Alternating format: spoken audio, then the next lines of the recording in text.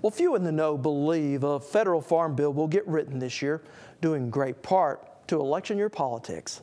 But once Congress gets down to the business of writing the legislation that governs our nation's food policy, farm subsidies, such as direct payments, could well become a thing of the past, a move that will undoubtedly be greeted with true trepidation across farm country.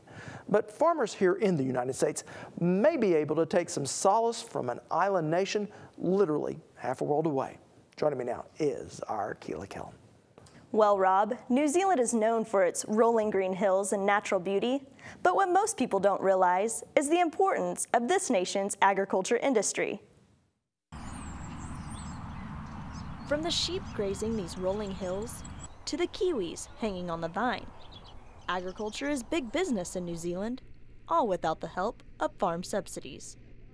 In the mid-80s, of course, when we went through the pain of taking subsidies off any of our agricultural production, it forced farmers to rethink how they were doing things without any aid whatsoever by way of subsidies.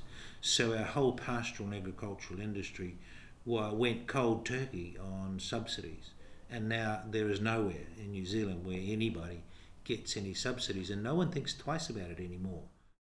Graham Crosman grows kiwi in New Zealand and says when subsidies were removed in 1985, it forced farmers to become more consumer-oriented.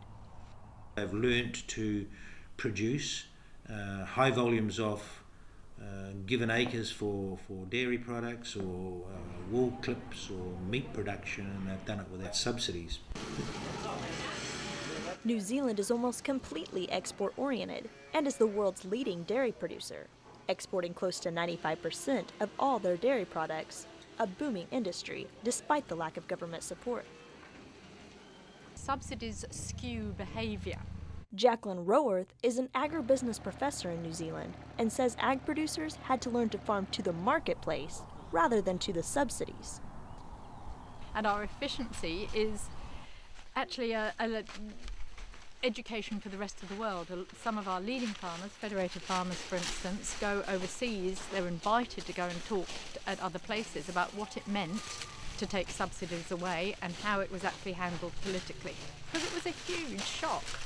Roworth believes that while subsidized food can be less expensive on store shelves, consumers are still having to pay, just in another way. In Canada and America, you do have a subsidy system, and overall that makes food more expensive, but people don't realize it because it's not directly in the supermarket, it's coming through the taxation system. And while traditional industries such as New Zealand wool productions have shrunk over the past quarter of a century, other ag sectors have grown and prospered. Removing subsidies in 1985 increased productivity, that is output per person, hugely, because they were making decisions based purely on economics in terms of farm income, not on protected use of money. Making this little Pacific island nation a learning experience for the entire world. And with the bold move the country made more than 25 years ago to remove farm subsidies, ag colleges saw a dramatic drop in enrollment over fears that the industry would no longer be profitable. So it seems as if those fears were largely unfounded. Have any other countries, have they followed New Zealand's lead? Yes, Rob. Actually, other countries have seen what New Zealand has done and have started to remove farm subsidies as well.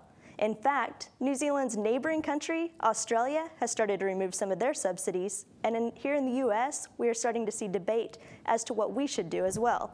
Will certainly be an interesting discussion. Thank you so much, Keela. Now, if you'd like to learn more about the pros and cons of farm subsidies, just head to our website at okhorizon.com and click on this week's Value Added.